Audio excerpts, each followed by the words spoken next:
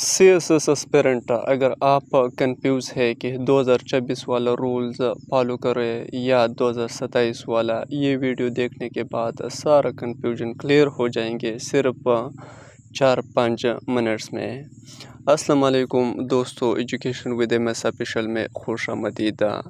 آج ہم بات کریں گے سی ایس ایس 2026 اور سی ایس ایس 2027 کے درمیان کیا میجر ڈفرینس ہے، تاکہ آپ اپنی پریپریشن صحیح ڈائریکشن میں کر سکیں۔ ایگزام شیڈول کے بارے میں اگر ہم بات کریں گے، سی ایس ایس 2026 کا ریٹن ایگزام آلریڈی 12 فروری 2026 کو سٹارٹ ہو چکے ہیں، لیکن سی ایس ایس 2027 ابھی شروع ہو رہے ہیں۔ پہلے M P T M C Qs based preliminary test ہوگا۔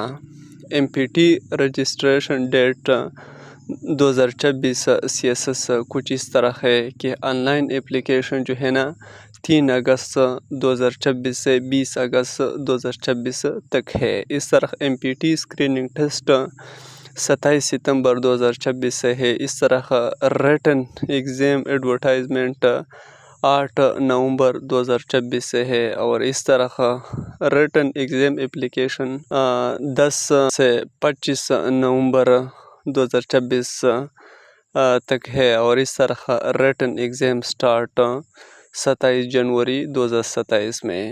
اور آج کل سوشل میڈیا پر جو ہے نا ایج لیمٹس کے بارے میں جو ہے نا مختلف قسم نیوز گردش کر رہے ہیں۔ بہت لوگ کنفیوز ہے اس بات پہ کہ نیشنل اسمبلی نے ایج لمٹ 30 سے بڑھا کر 35 سال کرنے کا ریزولوشن پاس کیا ہے، اور اٹیمپٹس بھی 3 سے 5 کرنے کی بات ہوئی ہے، لیکن ایف پی ایس سی نے اس پالیسی کو ابھی تک آفیشیلی امپلیمنٹ نہیں کیا۔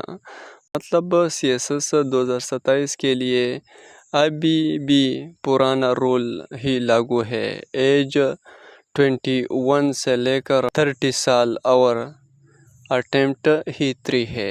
مطلب رول ابھی تک وہ پرانا ہے۔ کمپلسری پیپر چینج کے بارے میں اگر بات کریں کہ 2026 سے ایک نیا رول آیا ہے، اب صرف ایک کمپلسری پیپر پر ڈے ہوگا۔ پہلے 2 پیپر سیم دن تھے۔ یہ چینج کینڈیڈیٹس کا پریشر یعنی بوجھ کم کرنے کے لیے کیا گیا ہے۔ تو دوستو، اگر آپ سی ایس ایس 2027 کی طرف جا رہے ہیں، official F P S C website ضرور چیک کرتے رہے، کیونکہ ایج لیمٹس والا رول کبھی بھی امپلیمنٹ ہو سکتا ہے۔ اگر ویڈیو پسند آئے تو لائک، کمنٹ، شیئر اور چینل کو ضرور سبسکرائب کریں۔ شکریہ۔